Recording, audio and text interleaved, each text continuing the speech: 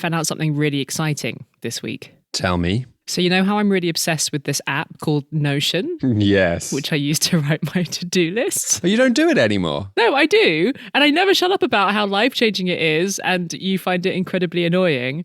I found out this week that a former French government minister is using this to-do list planner because of me. No. Yes. Did they hear about it on the podcast? No, I convinced a friend of mine to join this cult of mine, and she recruited her colleague who became completely obsessed with it. And then the colleague happened to have a meeting with this former government minister who was like, oh, what's that you're using? Looks like a life-changing app. Wow. I feel rather ashamed of myself that I've not taken this on. I just think it's not for me. I just think your life would be better. I mean, I don't know. I sound unhinged when I talk about this app, so I'm going to stop talking about it now. But I will put the template that I use in the show notes because I want to see if I can get it to be used by like a serving head of state or something. Wouldn't that be great? All serving heads of state that are listening, please click on that link. Please do. How are you? I'm fine now, although I had like the worst flu ever. Oh, Dominic. This Easter weekend, which was pretty grim. No chocolate eggs for you then? No, ugh. Oh my God, the thought of a chocolate egg is hell. Well, I hope you're feeling better. I am. Did you have a nice holiday weekend? Well, I ate enough chocolate eggs for both of us, so we're good. Pleased to hear it. What's coming up on the show this week? This week, we're going to be talking about one of the loveliest things there is. The library. We'll be looking at two very different libraries and speaking to people who work at these two libraries. A feminist library in Greece that's creating a safe space in a previously unsafe neighborhood, and one in Serbia, which is working to encourage civic participation and dialogue. It's a very nice chat that reminded me clearly that libraries are definitely not just places to go and borrow books. What can libraries do for our societies? We'll be answering that question later on in the show. But first, it's time for Good Week, Bad Week. Good week, bad week. Who has had a bad week? I'm a little hesitant to call it Bad Week. I was wondering if we might rebrand the segment this week and call it Good Week, Messy Week. Am I allowed to do that? We'll have to speak to the board. Patreon supporters, what do you think? I just feel like messy is a more accurate description. So I'm giving Messy Week to Emmanuel Macron and Ursula von der Leyen's trip to China, which has ruffled quite a lot of feathers and generally been a bit chaotic. The first rather chaotic element to all of this is that Macron invited von der Leyen to go with him to Beijing as a kind of display of European unity. And then they got there and it was super awkward because the Chinese government didn't really seem to give a shit about the president of the European Commission visiting. Macron really got the VIP treatment in Beijing. He got like a military parade and a fancy state banquet. And there was a red carpet on the stairs of his plane for him to walk down. Von der Leyen just turned up like a normal plane passenger in one of those sad corridors that connect planes to the terminal. And generally, the way that she got treated made it very obvious that the Chinese government doesn't really care that much about the EU as an institution. And as far as they're concerned, if they want to talk to Europe, they talk to France or to Germany. It sounds kind of awkward. Do you think the fact that von der Leyen got this kind of cold welcome, do you think it's got something to do with the fact that she's been quite critical of China lately? I'm not a member of the Chinese Communist Party and they're quite impenetrable, but I do think it might have something to do with that. Yeah. So at the end of March, von der Leyen gave this really quite tough speech on China. She said that China had become more repressive at home. She called the government out on the horrific way that it has been treating the Uyghur minority in Xinjiang in the northwest of China.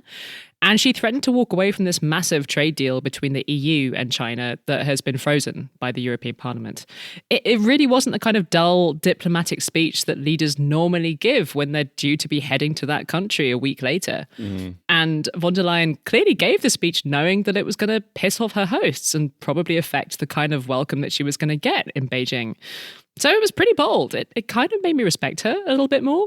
But once she got to Beijing, she and Macron met with Xi Jinping, the Chinese president, and apparently von der Leyen was pretty bold during that meeting as well. She told Xi Jinping that China's threats to use force when it comes to Taiwan are unacceptable, which was a quite different tone from the one that Macron struck during this trip.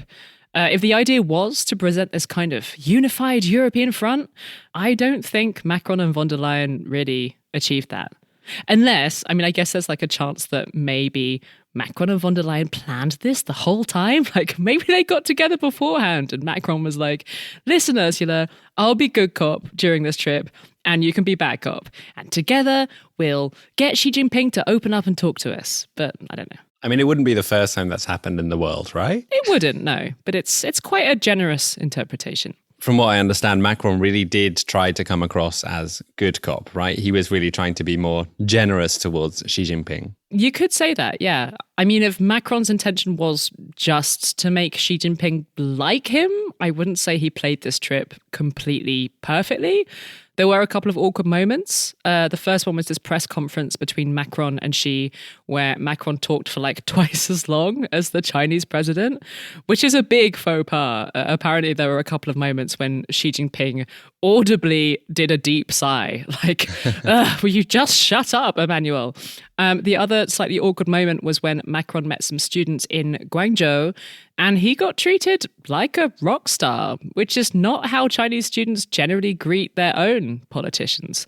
Apparently, there were a few screams of, I love you, Macron, which I'm sure Macron appreciated because this is definitely not how students see him at home here in France right now, especially with all of the pension protests that have been going on. Like I literally walked past some graffiti this week calling for him to be sent to the guillotine. Oh my God. But yeah, this idea of his charisma shining through and also the way that he talked to these Chinese students, he managed to get a few references to freedom of expression in. I'm not sure his hosts would have liked that very much. Not such a good cop then. Yeah, sort of moderate cop.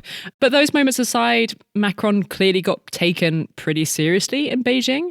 He spent about 6 hours with the Chinese president, a lot of it almost one-on-one apart from their translators, and they signed a bunch of trade deals as well. Maybe I misunderstood this, but I thought Macron and von der Leyen were mainly going to China to talk about the war in Ukraine. Did that happen? They did talk about Ukraine, and that is where I think this would possibly qualify as an outright bad week rather than just a messy week. Because this trip was billed as like this crucial opportunity to convince Xi Jinping to put some pressure on his friend Vladimir Putin. China's relationship with Russia has become really very close over the past year. China has been buying loads of Russian oil, so Beijing has influence over Moscow, and a lot of it. So Macron and von der Leyen went to China with that in mind, and they did talk about the war a lot. They asked Xi to use his influence with Putin. But it doesn't really look like Macron and von der Leyen came away with much to show for it. It's even been reported that at one point in their meetings, Xi seemed very annoyed at the way that they were talking to him. He felt like he was being blamed for the war still going on. But in general, everyone came away from this visit calling for peace in Ukraine, but not much seemed to have happened in terms of working out how to get to that peace. And I've not really been following it on Twitter, but I've seen it coming by that Macron caused some kind of hoo-ha in an interview on the way home, right? Yeah, so personally, I don't think it was anything to get that outraged about, but people do love to get outraged about things on Twitter, so that's what's been happening around various aspects of this interview that Macron gave on the plane home to Les Echos, which is France's biggest financial newspaper, and also to Politico Europe. The first headline-generating thing that Macron said was that he thinks Europe needs to be less dependent on the United States, which is something that he's been saying for years, right? Like we've talked numerous times in this podcast about Macron's obsession with strategic autonomy and this idea that Europe should be less dependent on the US in all sorts of ways, in defense and trade and energy. So that really isn't especially new. I guess the thing that's really generated controversy is the comments he made linked to that idea of Europe needing to be independent. And that was when Macron said that Europe should not get involved in a big conflict between the US and China when it comes to Taiwan. Taiwan, just to give a quick recap, China says that it owns Taiwan, that Taiwan is part of China, and it has repeatedly threatened to invade the island. The West would be absolutely horrified if this happened. Not only is Taiwan a pretty vibrant democracy, It's also the source of most of the world's semiconductors, these little silicon chips that are in pretty much everything from our laptops to our cars. So if China invades the island, it's a huge deal for all of us and for the global economy. The United States has repeatedly promised to defend Taiwan if it's attacked by China. And this is something that's generating more and more tension between the US and China. China just wrapped up its latest very alarming military drills around the island. And there's a real threat of an actual military conflict involving two huge global superpowers.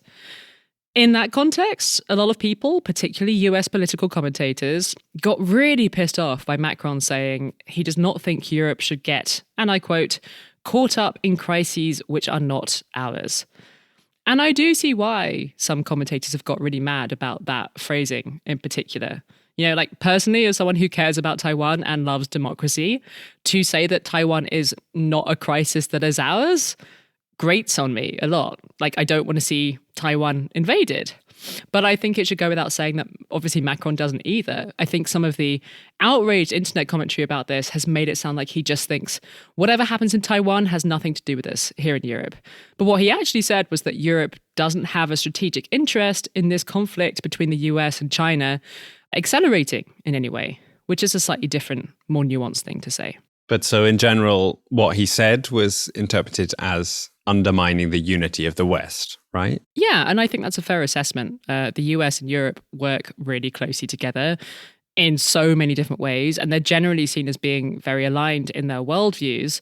So if Macron says, we don't really want to get involved in this whole Taiwan beef that the US has with China, of course, that's going to piss off the US. They want to see European leaders vocally backing their own position. One other important thing to note is that China itself loves this idea of driving a wedge between the US and Europe, right? It's in their strategic interest to have the West not be super united in general. So they're really supportive of Macron wanting Europe to be more independent from the US. Beijing is like, yes, Macron, you go for this whole strategic autonomy thing. Go for it as hard as you can. And I don't know, the idea that what Macron is doing and saying plays into China's hands is something that makes me instinctively nervous because I find China incredibly scary. Having said that, there's some very cartoonish depictions floating around of how Macron sees the world. So just to be clear, he's definitely not saying that he thinks Europe and the US shouldn't be allies or carry on working together closely in all kinds of ways. He just thinks that it would be strategically useful for Europe to be more united in itself and less dependent on the US. So the more outraged of the newspaper columns, like the one in the Wall Street Journal that was really mad at Macron and was like, okay, well, fine. If Europe wants to be less dependent on the US, why don't you guys just sort out Ukraine on your own then? I think those ones went a little bit too far. But at the same time, I don't want to come across as a cheerleader for Macron in all of this. He is an incredibly slippery person when it comes to diplomacy. He was like this with Putin when he kept insisting on talking to Putin, even though everyone was like, you're talking to a brick wall. This is pointless. This man is hell-bent on invading the whole of Ukraine. And Macron's approach to China is not that dissimilar from what his approach to Russia was. I mean, let's not forget, this is another autocrat that we're talking about. Xi Jinping is an incredibly repressive leader whose government does horrific things to its own people, not least in Xinjiang. And Macron is apparently pretty happy to go visit and flatter this autocrat and make him feel important and powerful.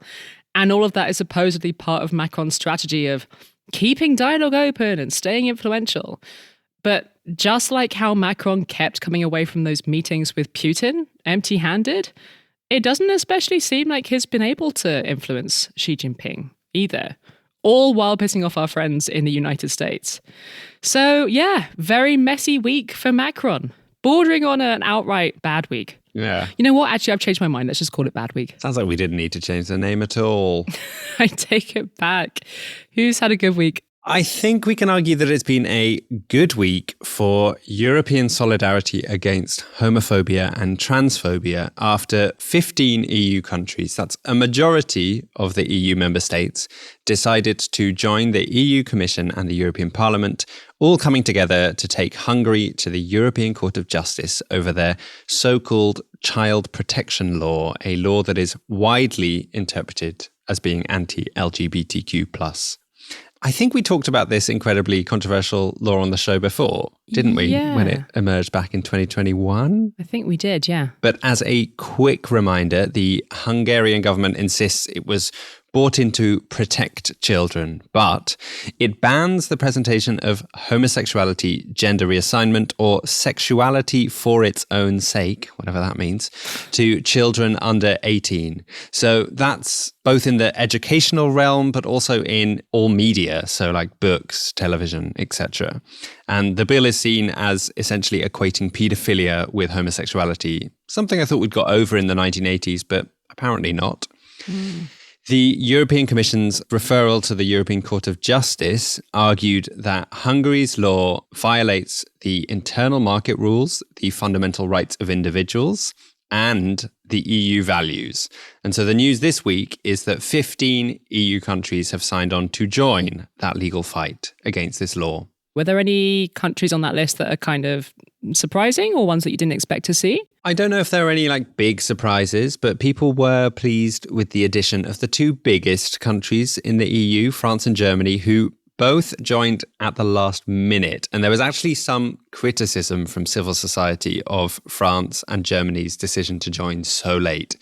The organisation Forbidden Colours, who have been lobbying for more countries to join this fight, said, quote, "Seeing the two oldest and largest member states of the EU not taking the lead in the defence of our most fundamental EU values of equality, inclusion and respect of human dignity sends an alarming signal to all LGBTIQ plus communities in Europe." And they go on to suggest that if France and Germany had joined earlier, they might have been able to have persuaded even more countries. But switching back to the positive, because this is Good Week after all, there was quite some positive attention around the fact that Slovenia joined as well. It's maybe not surprising per se that they joined because they now have a relatively progressive coalition government. But considering how different things were in Slovenia politically just a year ago, this was unthought of with the previous government. It was seen as quite a victory that Slovenia are now on board for this court fight. Yay. And a cheerful sidebar for you all. Slovenia actually became the first post-communist and first Slavic country to legalize same-sex marriage earlier this year. I always told you Slovenia was the best country in Europe. You did. I think I said that on this show like 4 years ago, and I stand by it. I know, and I'm really regretting not going because I was living in Bolzano, which is like pretty close to Slovenia. I was too busy working. Next time, I'll go. But I want to make sure I give all the countries that signed onto this law their moment in the sun, so I'll list the others too. They are Austria, Belgium, Denmark, Finland, Greece, Ireland, Luxembourg, Malta, the Netherlands, Portugal, Spain, and Sweden. Good job. Well done all for signing on. It had looked like the Czech Republic might have also joined the case, but it seems that their cabinet could not come to an agreement on the matter, to the disappointment of the Czech foreign minister, who expressed regret when announcing on Twitter the cabinet's decision not to sign on. There's also some hope that now Kaja Kallas has just this week signed a new coalition agreement. Estonia might also be persuaded to join the fight as latecomers, if that is even possible. One more positive sidebar, if you'll allow it, it looks like same-sex marriage is also going to be legalized by Kallas's new government in Estonia. Yay. So yeah, there is some good news, and I think it is a good week for solidarity. Forbidden Colours, this organisation I was talking about, are describing it as the largest human rights case in EU legal history, thanks to all the support. Ooh, big claim there. What happens now? Like, how quickly does this thing move? Well, the EU countries that signed on will get to assess the arguments prepared and add things they want to add. And a first hearing could apparently come in the autumn this year, and a ruling should be ready in the summer of 2024. And if the court does rule against the law, does Hungary actually have to change it? Well, in terms of international law, yes, it does. But I've been trying to work out what is actually likely to happen in that situation, and it's a bit more complicated than that. I ended up in a rabbit hole reading a research paper published by the Hungarian Helsinki Committee looking into exactly this, how the Hungarian government have been responding to international legal rulings recently, because there have been quite a few against them. And there have been a few worrying patterns in their response to European Court of Justice rulings lately. They cite a few cases that ruled against Hungary where Orban's government responded by using a mixture of delay tactics, leaving it many months before fixing the offending law, or even changing the offending law in a way that doesn't really entirely remove the legal violation that the European Court ruled against. So even if the European Court of Justice rules against this child protection law, it might not be the end of the story.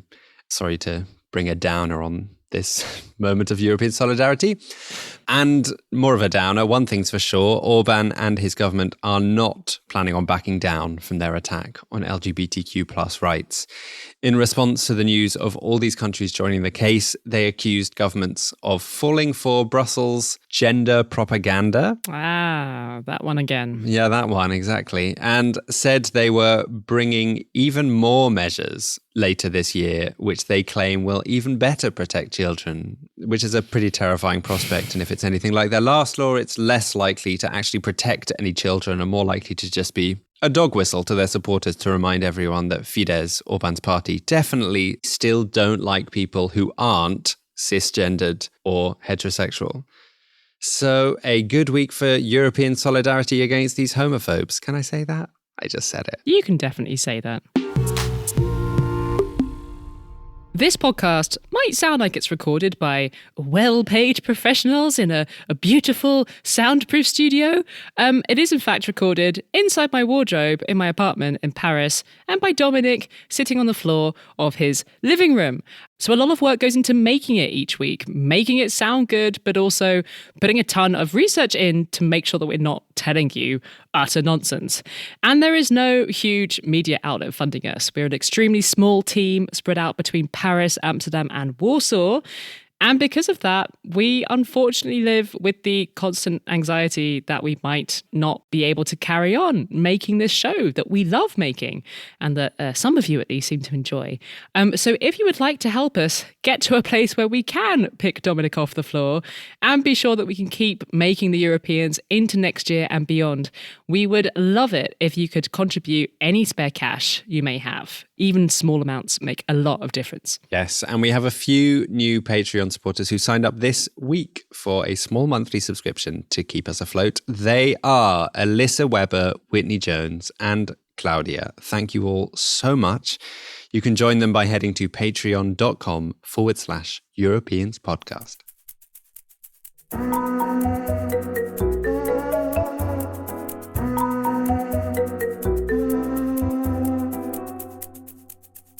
When was the last time you went to a library, Dominic? Quite a long time ago, to be honest. I spent quite a lot of the time in the library last year doing some research on something that I've been working on. But I have to confess that I used this library in a quite traditional and conventional way. What, were you checking books out or something? Yeah, I borrowed books and then read them and took notes, which is So old-fashioned. really boring, considering that the libraries of Europe are reinventing themselves as places where you can do a lot of stuff other than read books. They have so much potential as places that can serve communities in loads of different ways. A couple of years ago, our friends at the European Cultural Foundation launched a very cool initiative called the Europe Challenge, which brings together people who work at libraries all across the continent and at all kinds of libraries, at schools, prisons, universities, in the middle of big cities or on tiny islands. And this year, the initiative has brought together 32 different libraries from across Europe. They all came together very recently in Amsterdam to share ideas and learn from each other. And we just thought this was very cool. We wanted to hear a little bit about a couple of the libraries taking part. So we rang up Mirto Silimpunidi from the Feminist Library in Athens and Bojana Grujic from the City Library in the Serbian city of Novi Sad.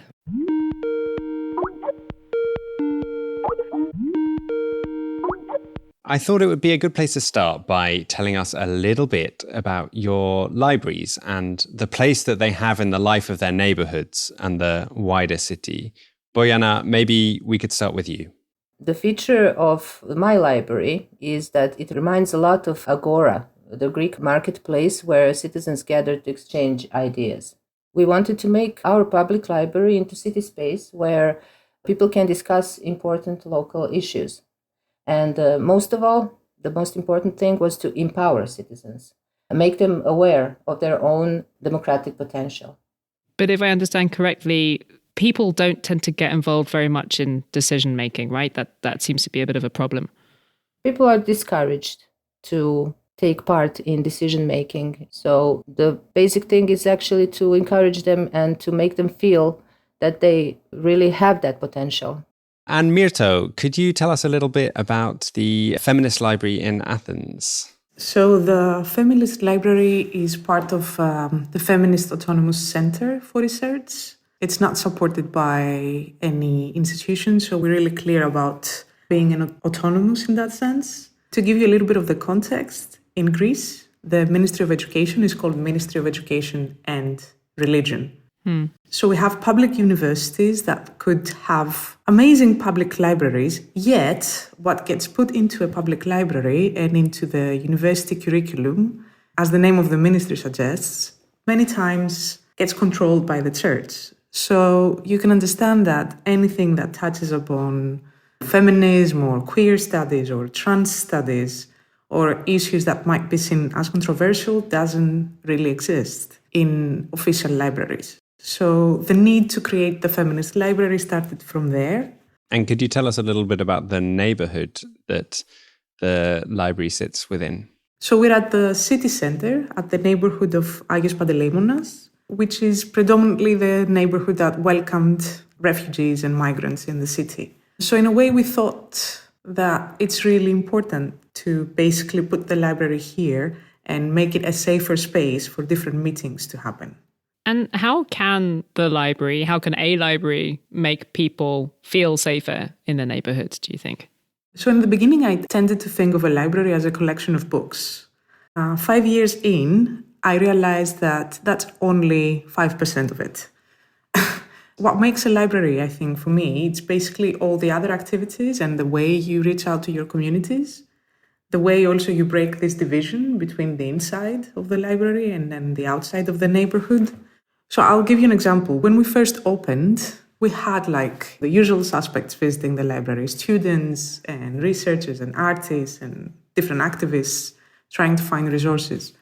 But the way we reached out to the neighborhood is we're very near a square. In the Mediterranean cities, squares are also used for, men who read their newspapers. So we staged a performance of different groups of feminists reading books and newspapers on the square. And immediately there was questions asked like, oh, who are you? What are you doing?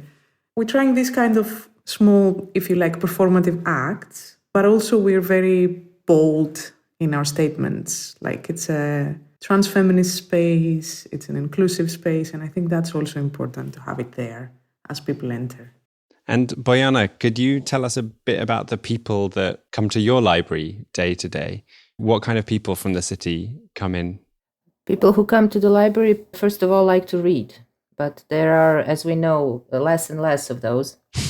So we are trying to present things that they find interesting.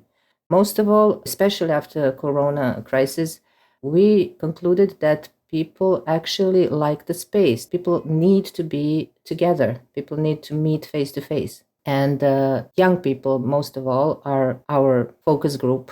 And it's been rather convenient for us to ask them what they want, what they find interesting, what they find important, and give them that space to talk about those things. When we asked them, they answered that health issues and ecology issues are the most important for them. We made a large discussion, large platform. We invited people from schools, people from civic organizations. We also asked the media, our decision makers. We invited them, but they didn't come, to talk about those things. The basic thing was to step into someone else's shoes and try to see things from different perspective.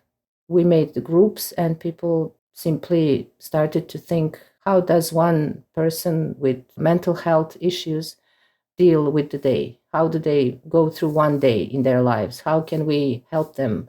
How can media help them? How can institutions help them? I'm a little demoralized to hear that the decision makers of the city didn't want to come. I'm starting to get a sense of why you said that people don't feel like they're encouraged to take part in decision making in the city. But do you think when you've held these kind of activities, people do leave feeling more empowered to change the situation around them? You can actually feel it in the air. When they made those solutions and presented them, it's actually the only thing that was needed to be done. Because they know they have a voice, they speak in the same terms as everyone else in the room, and that's the core of democracy, learning that they have that power. We didn't expect those decision makers to come, but they received our conclusions. They are informed about what we talked about. It's a long way, a few years at least, before any one of them comes. But in the meantime, of course, we are doing all that we can to empower people, to let them know that their voice is heard, that their voice counts. And Mirto, in a similar vein, have decision makers in Athens shown any interest in what you're doing?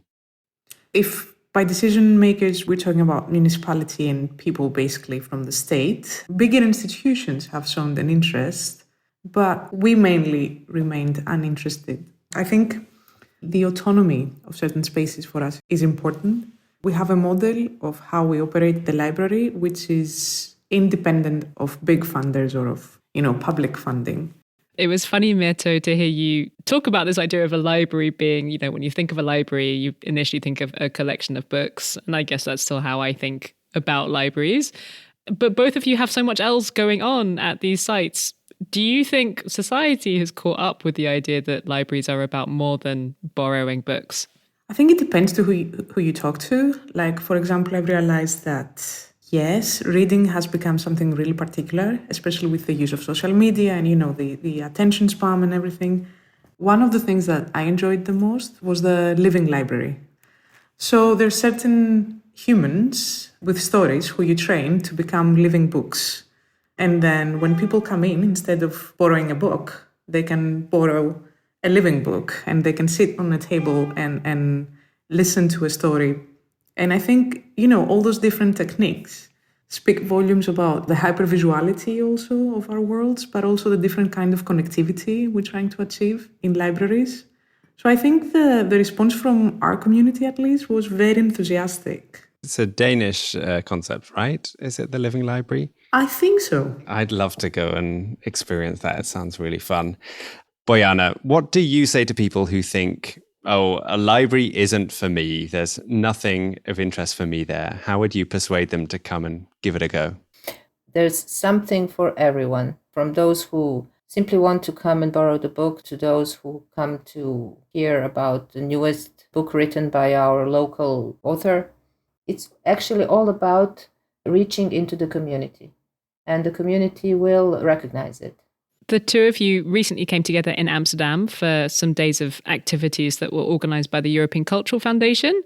Was it useful to come together and hear about what is going on at libraries in lots of other countries? Did you pick up any specific ideas to take home to your library? I took many things back, but the thing that stayed with me, and I've never thought of anything like that before, is that right now in Europe, libraries are the safest spaces we have, in the sense that in every smaller city you go, or bigger city, the one thing that always exists is a library. And I feel that spaces where people can exist are becoming smaller and smaller, whether we're talking about migrants and refugees, whether we're talking about queer or trans people.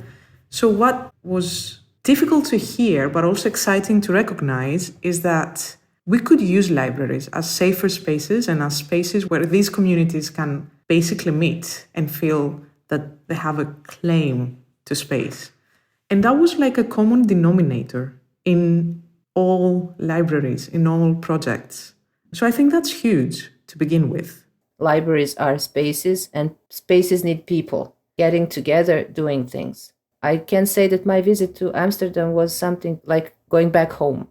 I want to echo that, but also say to people out there to go to their nearest library, whether it's public or not public, and they might be surprised by the ways that libraries are changing.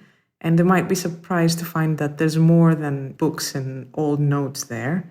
So yeah, go out there, go to your library and have the experience.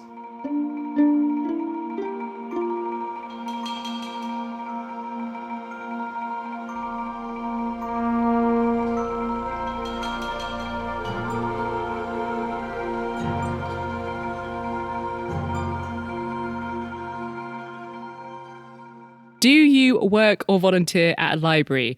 If so, you may be very interested to know that the search for libraries to take part in the next edition of the Europe Challenge is going to be opening next month. Libraries who take part get access to funding and support, as well as getting to meet up and exchange ideas with other libraries from all across Europe. So if you're interested, keep an eye on the European Cultural Foundation's website for more details on that in May. You will find a link in the show notes.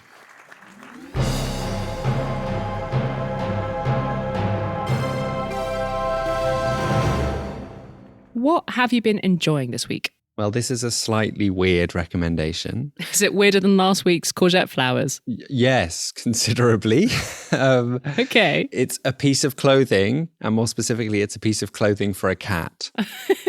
Okay. Because here in the Netherlands, it's early spring, and the birdsong is erupting gloriously. It's a very busy time out there for all those birds, and a very musical time as well. But also an exciting time for your cat to potentially snatch some of those birds as their prey. Oh, yeah. And as we've discussed before on the show, cats are a serious threat to biodiversity. According to a global study from 2020, pet cats kill between 4 to 10 times more wildlife per hectare than comparable native predator species. So if you are a cat owner, which I now am, and your cat goes outside, which mine also does, we have to think about the impact that our cat is having on the natural environment, especially when birds are busy nesting. And one of the obvious things to do is to put a bell on your cat so that the potential prey can hear them coming. However, there are some people who say that this drives cats mad with the constant jangling sound. It also probably drives the owners mad, doesn't it? Yeah, potentially. So this is where my recommendation comes in. For our beautiful cat Sadie, I suspect she's too clumsy to ever catch any animal anyway, but we have brought her a very special collar, a collar fit for a queen. It's actually a bit like a large reflective Elizabethan ruff, except it's multicolored and has a really tasteless pattern on it. But it's so gauche that the birds that she could potentially eat see her very clearly before she manages to catch them and kill them. All this, and she doesn't have the annoying jingle jangle of a bell following her everywhere. The collars are made by a company in the USA called Birds Be Safe. Their website states that to date, 7 scientific studies in 5 countries have shown an average of more than 60% reduction in birds caught when cats wear the collar cover. But you don't have to order it from the States if you're in Europe. I got mine online from the Belgian Royal League for the Protection of the Birds. I'll put a link to that web shop in the show notes. But go and check out our Instagram at Europeans Podcast, where I promised to post a picture of Sadie sporting her majestic and slightly silly collar. Yes, please. Feel free to dive into the debate in the comments about whether or not it's worth it for the biodiversity benefits or whether we are abusing our cat by sending her out with this look. I like that it has the added benefit of making the humans laugh, because cats are so dignified that it's kind of satisfying to see them made to look really stupid. I agree. We did have some rather public humiliation with this collar recently. We have like a neighborhood WhatsApp group, and a neighbor down the road posted a picture of our cat in the collar on the neighborhood WhatsApp group saying like, what are the owners of this poor cat thinking of putting their cat in such a ridiculous collar? We were like, that's ours. It's for biodiversity. Yeah, I bet that shut them up. Yeah. Anyway, we did get some support. Some people came to Sadie's defense saying they thought she looked fabulous. Oh. And I think it's good to shake up cat fashion a bit and shock people into realizing that there are other options for collars. I don't know, it feels like queering up cat fashion a bit. And we're saving a few birds in the meantime. So yeah, that's my tip for the week. Very good tip. Thank you. What have you been enjoying? A bit of a tone change. I'm a good chunk of the way through a novel that I was given by my good friend and a supporter of this podcast, actually, Meg Clement. Thanks, Meg. And the novel is The Shadow King by Maza Mengiste. It's set in Ethiopia during the invasion by Italy in 1935. And I have to confess that this is a part of Europe's colonial history that I didn't really know that much about before reading this book. And I still want to know a lot more. But it's an absolutely fascinating story about the women who went to fight against colonial forces, Ethiopian women fighting the Italians. And, women often get erased from the stories that we tell about conflict. So it's really good to read a novel where the central characters are women working their way through this war. We also do meet some men, including a Jewish-Italian war photographer.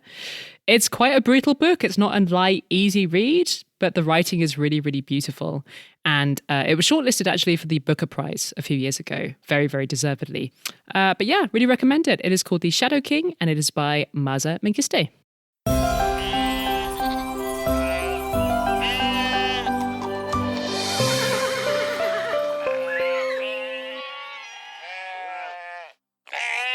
I've got a druggy happy ending for you all this week. Some new research published in the journal Scientific Reports indicates that humans were getting high on hallucinogenic drugs around 3,000 years ago in Spain. Woohoo! Go humans! Scientists have been analysing locks of hair found in a cave in Menorca, and they have found 3 psychoactive substances on these locks of hair, which incidentally were also dyed red.